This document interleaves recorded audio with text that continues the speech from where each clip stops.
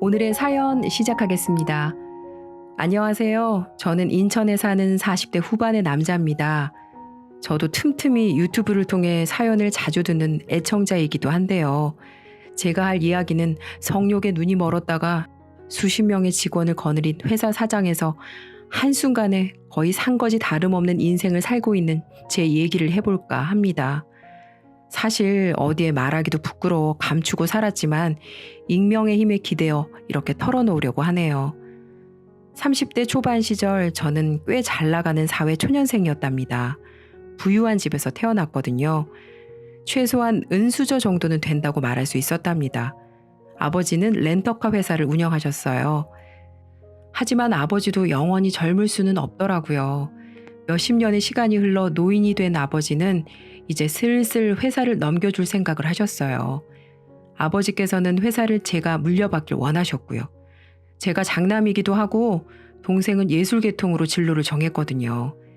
그렇게 저는 대표가 되기 위한 교육에 들어갔답니다. 정말 기뻤습니다. 이제 고작 30대 초반인데 회사에서 이렇게 높은 직급을 맡게 됐고 거액의 연봉도 받게 되었으니까요. 하지만 저에게는 결핍 하나가 딱 있었답니다. 바로 이성에 대한 문제였는데 사회적 지위도 괜찮고 친구들이 다 부러워할 만한 연봉을 받고 있었지만 이상하게도 여자친구가 잘 생기지 않더라고요. 그렇다고 제가 남들에 비해 못생기지도 않았어요. 저는 제가 생각해도 외모도 준수한 편이었고 키도 175는 넘었는데도 매번 여자들에게 고백을 하면 거절당하기 일쑤라 도대체 제가 뭐가 문제인지 알 수가 없더라고요. 그러던 어느 날 평소 친하게 지내는 고등학교 친구에게서 전화가 왔습니다. 병원에서 의사로 일하는 친구였는데 기분 좋은 소식이 있다며 연락이 와서는 대뜸 야, 너 소개팅 안 할래? 내 여자친구 친구 중에 무용과 나와서 무용학원 차린 여자애가 하나 있는데 나이는 우리보다 5살 어리고 엄청 예뻐. 어떻게 소개 한번 받아볼래? 이렇게 말하는 거예요. 전 고민 따위는 하지 않았죠. 무용학원 원장이 예쁘다는데 거절할 이유가 뭐가 있겠어요? 저는 친구가 취소라도 할까봐 곧바로 콜을 외쳤답니다. 그렇게 약속을 잡고 카페에서 만나기로 했어요. 정말 엄청 떨리더군요. 가장 큰 이유는 사진 때문이었어요. 친구를 통해 받은 사진에는 연예인이 아닐까 싶을 만큼 예쁜 여자의 얼굴이 담겨 있었거든요. 그래도 전 속으로 다짐했어요. 에휴, 너무 기대하지는 말자. 사진빨이 요즘 얼마나 많은데 긴장하면 더 떨리니까 그냥 그 사람이랑 밥 한번 먹으러 왔다 이렇게 생각하자. 밥 먹는 김에 사람 한번 만나는 거지 뭐. 저는 스스로 실망할 게 두려워서 그저 밥 한번 먹고 간다는 생각으로 제 자신을 다독였어요. 그리고 약속 시간이 되자 저만치에서 어떤 여자가 카페 안으로 들어오는 겁니다. 저는 그때 엄청난 충격에 빠졌어요. 소개팅녀는 얼굴도 예뻤지만 성격도 차분하고 저를 보며 방긋 웃어줄 때마다 제 심장이 떨리게 할 정도로 매력이 넘치는 사람이었거든요. 그 순간부터 저는 그녀를 반드시 제 것으로 만들어야겠다는 생각을 했고 처음에는 몇 번 차이긴 했지만 10번 찍어 안 넘어가는 나무 없다고 하죠. 그 덕분인지 옥신각신 끝에 그녀를 제 여자로 만들 수 있었습니다. 그렇게 우린 연인이 되면서부터 정말 불같은 연애를 시작했어요. 그렇게 뜨거운 연애를 2년 동안 이어간 후 저희는 드디어 결혼에 골인했습니다. 정말 기뻤어요. 평생의 이상형인 그녀를 바로 제 아내로 만들었으니까요. 그러던 어느 날 저희 부부에게 드디어 큰 사건이 일어났습니다. 바로 저희에게 아이가 찾아오게 된 거죠. 조금은 놀랐어요. 신혼생활을 즐기고 싶었던 저희 부부는 피임을 철저히 했거든요. 하지만 축복이기에 낳기로 결심했답니다. 그렇게 아내의 배가 하루가 다르게 부풀어 가더군요. 저는 남편의 도리를 다하기 위해 옆에서 극진히 보살폈어요. 그런데 우습게도 성욕은 계속해서 생기더라고요. 여보, 미안한데 나 자꾸만 이상한 생각이 들어. 당신은 이렇게 고생하고 있는데 자꾸만 성욕이 생기네. 어떡하지? 난 정말 나쁜 아빠인가 봐. 아니야, 여보. 오히려 좋은 거야. 다른 남편들은 아내가 임신하자마자 서로 관계도 일체 안 한다던데. 그런 거 생각하면 오빠는 정말 좋은 남편이지. 걱정하지 마. 자연스러운 거니까. 아내는 정말 착했습니다. 저는 그런 아내를 만난 것에 대해 다시금 고마움을 느꼈답니다. 그 덕분에 부부 사이 관계도 소홀하지 않을 수 있었답니다. 시간이 흘러 아내는 드디어 출산을 하게 되었어요. 저와 아내의 이름을 따서 소중한 아들의 이름을 지었죠. 정말 기뻤답니다. 아이가 예뻐서일까요? 저희 부부의 금술은 더욱 좋아졌어요. 워낙 사이가 좋아서 다른 부부들이 질투할 정도였죠. 그런데 이게 웬걸? 부부 금술이 지나쳤던 걸까요? 아내가 몸을 완전히 추스르기도 전에 또다시 임신을 하게 된 겁니다. 연년생을 낳게 생겼다니 이건 정말 생각지도 못한 일이었어요. 겨우 임신해서 해방된 아내를 또 고생시키는 것 같아 괴롭더군요. 괜찮아 여보. 어차피 둘 낳으려고 했잖아. 형제 자매끼리 나이 차이 많이 나면 힘들어. 차라리 빨리 낳고 우리 육아에만 집중하자. 자책하는 저에게 아내는 또 한 번 위로의 말을 건넸어요. 어차피 둘을 낳기로 결심했었고 아내 말처럼 빨리 낳고 빨리 키우는 게 아내의 몸에도 나을 거라고 생각했기 때문이었죠. 첫째를 육아하는 것과 동시에 아내의 배가 부풀어 올랐습니다. 육아와 임신을 동시에 하는지라 아내가 조금 힘들어했지만 가족을 이뤄가고 있다는 생각이 기쁘다고 하더군요. 저는 참 결혼을 잘했다는 생각이 들었어요. 아무리 힘들어도 불평 한마디 없이 모든 것을 받아들이고 또 이해하려고 노력하는 넓은 마음을 가진 아내를 이렇게 얻었으니까요. 아이가 분홍색 옷을 좋아하겠네요. 산부인과에서 검사를 하시던 선생님이 이렇게 말씀하셨어요. 딸아이라는 것을 간접적으로 말씀해 주시는 거였죠. 기뻤습니다. 저는 딸바보가 되는 게 소원이었거든요. 아내를 닮은 딸아이와 만날 상상을 하면서 저는 행복해했습니다. 그러던 어느 날 회사에서 정신없이 일을 하고 있는데 갑자기 모르는 번호로 전화 한 통이 걸려오더라고요. 어쩐지 느낌이 쎄했습니다. 전화를 받으니 모르는 여자가 아내 이름을 말하면서 남편이 맞냐고 묻는 거예요. 그렇다고 대답하니 이렇게 말했습니다. 여기 행복병원인데요. 아내분이 계단에서 굴러서 다치셨어요. 아이에게도 지장이 간 상태고요. 아무튼 지금 빨리 와주셔야겠어요. 청천벽력 같은 일이 일어났습니다. 뱃속에 아이를 품은 아내가 계단에서 넘어지다니 정말 눈앞이 캄캄했습니다. 일단 빨리 병원으로 달려갔죠. 다행히도 병상에 누워있는 아내는 그리 크게 다치지 않았더군요. 하지만 안타깝게도 아이를 유산하고 말았습니다. 무너졌던 하늘이 또 한 번 무너지더군요. 딸아이의 이름까지 지어뒀는데 그 모든 것들이 산산조각 나버렸습니다. 하지만 저는 아빠이자 남편이기에 이를 악물고 참았죠. 저보다는 아내의 슬픔이 훨씬 더 컸을 테니까요. 저는 그런 아내를 꼭 안아주었습니다. 소중한 아이를 잃은 아내는 제 품에 안겨 한참이나 울더군요. 그로부터 10년이 넘는 세월이 지났습니다. 저희는 늘 가슴속에 태어나지 못한 딸아이를 품고 살았어요. 하지만 긴 세월이 지나니까 고통은 많이 가라앉더라고요. 시간이 약이라는 말이 정말 틀리지 않는 모양이더군요. 그래도 다행히 아들은 무탈하게 자라주었습니다. 저 역시 아버지께 회사를 물려받아 대표가 됐고요. 아내와의 관계도 좋았답니다. 남들은 이 정도 나이가 되면 손도 안 잡는다는데 저희는 자주 그때도 관계를 가졌거든요. 아내는 나이가 들어도 제 눈에는 예뻐 보였고 사랑스러웠으니까요. 하지만 행복하기만 할 것 같던 저희의 결혼 생활은 그렇지 않았습니다. 건강검진 결과 아내의 유방에서 혹이 발견되었기 때문이었죠. 의사는 아내에게 유방암 진단을 내렸습니다. 유방을 절제해야 할 정도로 심각한 상황이었죠. 절망적이었습니다. 대체 왜 저희 부부에게 이런 비극을 내리나 싶었죠. 아내도 정말 많이 울었어요. 솔직히 말하자면 저 역시 남몰래 많이도 울었고요. 그날로 아내는 대학병원에 입원했습니다. 그나마 다행인 건 저에게 치료할 돈이 있다는 거였어요. 여보, 걱정하지 마. 내가 당신 꼭 낫게 해줄 거야.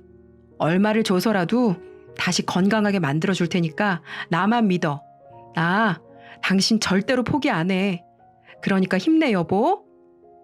고마워 여보. 당신이 있어서 정말 다행이야. 예전에 당신을 받아주지 않았으면 어떻게 됐을까? 정말 고마워. 당신은 정말 좋은 남편이자 좋은 아빠야. 나 꼭 나을게. 나아서 당신한테 더 잘할게. 사랑해, 여보. 저는 모든 신에게 간절히 기도했습니다. 제 아내를 부디 낫게 해달라고요. 하지만 불행하게도 아내의 병세는 점점 나빠졌습니다.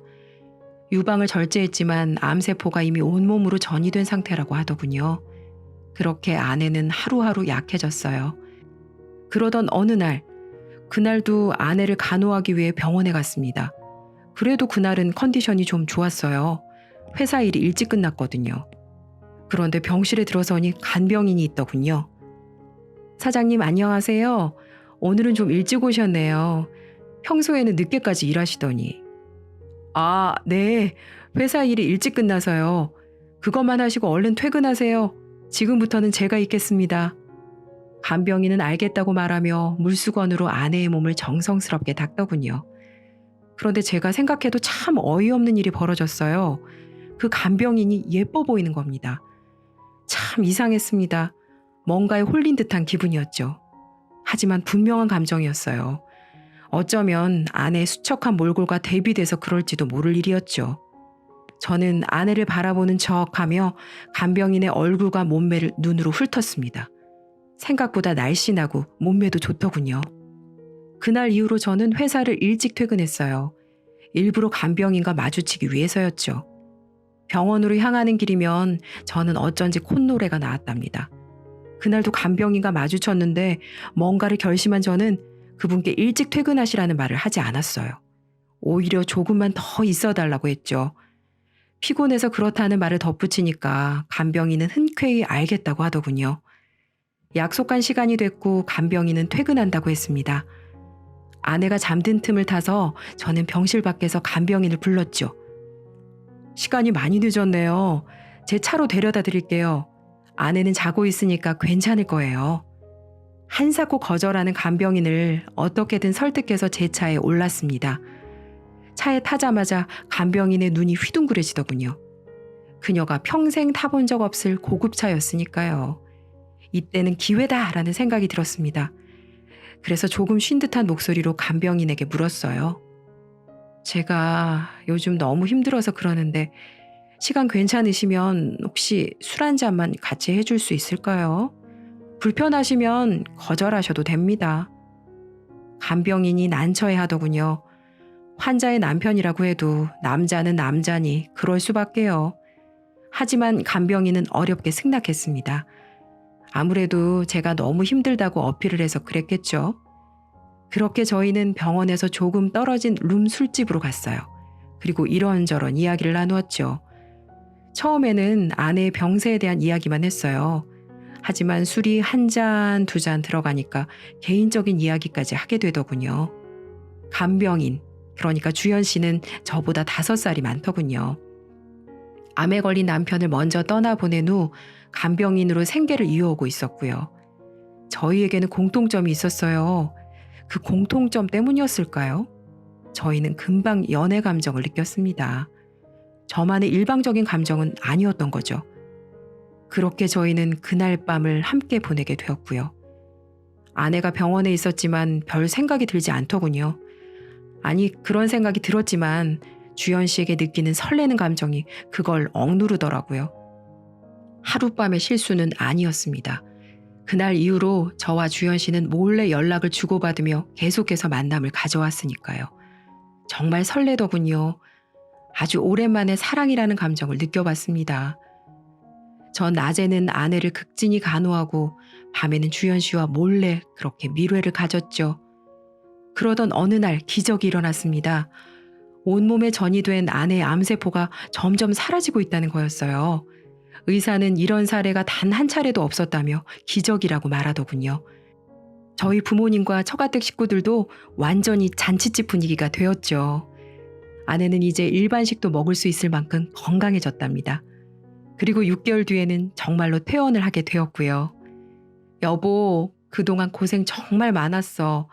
이 가녀린 몸으로 얼마나 아팠을까. 정말 고마워. 우리 이제 행복하게 살자. 내가 정말 잘할게. 앞으로는 절대 아프지 마. 사랑해. 저는 아내를 꼭 안아주며 우리 부부의 평화를 기원했습니다. 아내의 몸에는 어쩐지 기운이 없더군요. 치료의 후유증 때문에 기운이 없는 거라고 생각했어요. 그렇게 저희 부부는 집으로 돌아왔습니다. 그렇게 평범한 일상을 보내고 있던 어느 날, 아내에게는 여동생이 하나 있는데 그녀가 의문의 녹음 파일 하나를 보내더군요. 의아했어요. 뭔가 싶어서 일단 확인해 봤죠. 그때까지만 해도 별 생각이 없었어요. 하지만 이 녹음 파일의 소리를 듣는 순간 제 얼굴은 순식간에 창백해지고 말았습니다. 자기야, 난 좀 두려워. 만약에 사모님 병세가 나아져서 일어나시면 어떡하지? 그럼 자기는 나 버리고 사모님한테 돌아갈 거 아니야. 나는 버려줄 테고. 난 싫어. 자기랑 떨어지기 싫다고. 무슨 소리야. 난 자기가 최고인데. 무슨 일이 생겨도 난 자기 안 버려. 물론 아들 때문에 가정은 지켜야겠지만 계속 자기 만날 거야. 지금 자기한테 선물하는 것도 똑같이 해줄 거고. 내 마음 안 변해. 그리고 어차피 나을 일도 없어. 의사 하는 말 못 들었어? 온몸에 암세포가 퍼졌다잖아. 치료될 일은 없어. 그러니까 걱정하지 마. 난 이제 자기뿐이라고. 사랑해. 어떻게 이 소리가 녹음되는지는 알 수 없었지만 영상 속에 나오는 음성은 분명히 제 것이었어요. 대화의 내용조차 충격적이었습니다. 마치 아내가 낫지 않기를 바라는 남편처럼 말하고 있었으니까요.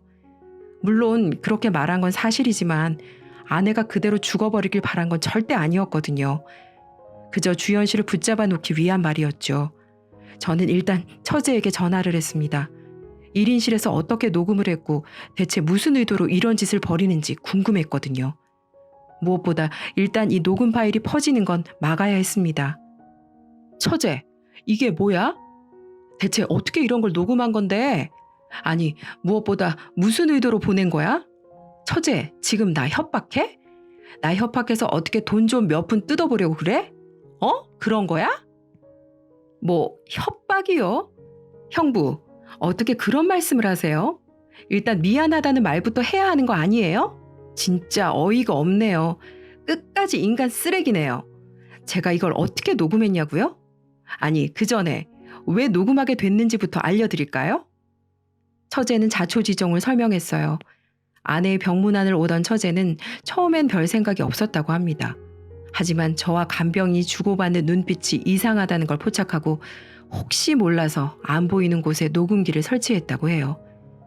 처제가 없는 동안에 있었던 일을 알아내기 위해서였죠. 사실 그때까지 처제는 긴가민가 했다고 합니다.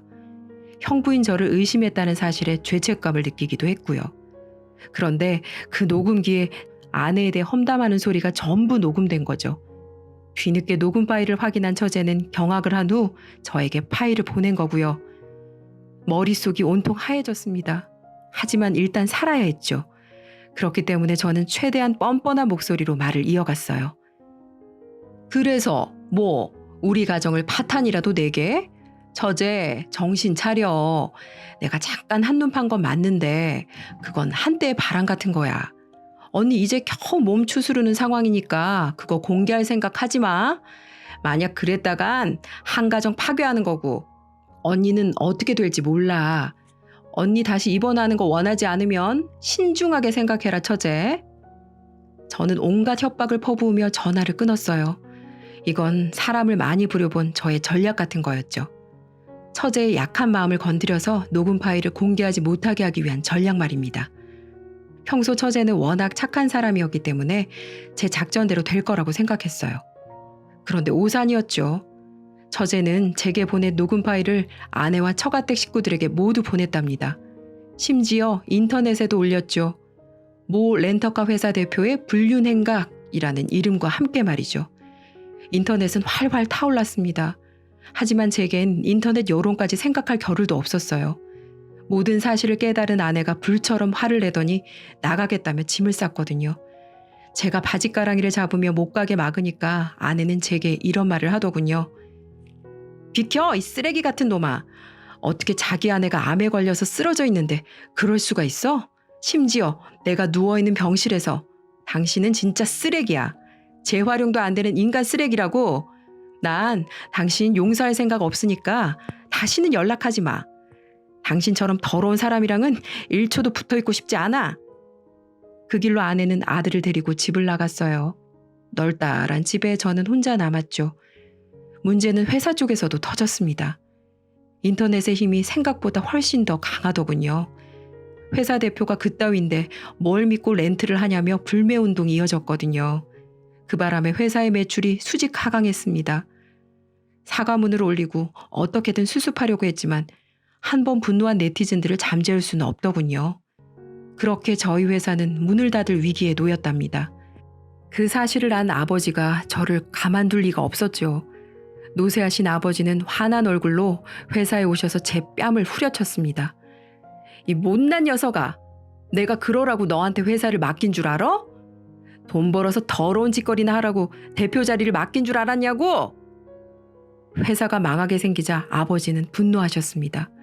그리고 그건 노인에게 병을 심어주기에 충분했죠. 저에게 불같이 역정을 내신 후 아버지는 그 자리로 병상에 누우셨어요. 하지만 비극은 그것으로 끝이 아니었습니다. 아버지를 간호하고 있는데 서류 하나가 날아오더군요. 확인해 보니 이혼 소송 서류였습니다. 그곳에는 저와 아내의 이름이 쓰여 있었죠. 그리고 저는 유책 배우자로 이혼에 책임이 있는 사람이었고요. 도저히 빠져나갈 방법도 없더라고요. 저는 그렇게 이혼을 받아들였습니다. 그 바람에 없는 재산의 절반을 뚝 떼어줄 수밖에 없었고 거기에다 아이의 친권까지 빼앗겼답니다. 제가 가진 모든 것을 빼앗긴 거나 다름없었죠. 아내와 아들과는 연락도 되질 않네요. 제게 받은 상처가 그동안 얼마나 컸겠어요. 그리고 저와 불륜을 저지른 간병인은 어느 날 연락 와서는 자기도 위자료 소송을 당했다면서 어떻게 해야 되냐며 자기는 돈 한 푼 없다며 나보고 3천만 원만 내달라고 간곡히 부탁을 하더라고요. 근데 그게 되나요? 저도 회사 뺏기고 상황이 좋지 않은걸요. 설사 돈이 있다 하더라도 같이 바람을 핀 상대에게 위자료까지 주면 전 이 세상에 그 누구보다 동물보다도 못한 쓰레기밖에 안 되니까 거절했답니다. 나중에 들어보니 그 여자도 여기저기 떠돌아다니다 어디 지방에 가서 겨우 풀칠만 하고 산다고 하더군요. 참 이걸 보면 가정을 두고 바람을 핀 대가가 이렇게까지 무서울 줄은 정말 몰랐네요. 그리고 이 모든 일을 밝힌 처제에게도 처음에는 너무 얄밉고 화가 났지만 지금은 이 말도 안 되는 불륜을 멈추게 해준 처제에게도 이제라도 끊어져서 고맙다는 생각이 들기도 합니다. 제 긴 이야기는 여기까지입니다. 생각해보면 왜 그렇게 본능에만 매달려 살았는지 모르겠어요. 그 추악한 행동들이 이렇게 제 인생을 파탄낼 줄도 모르고 말이죠. 아무튼 전 이만 물러가겠습니다. 긴 사연 들어주셔서 감사합니다.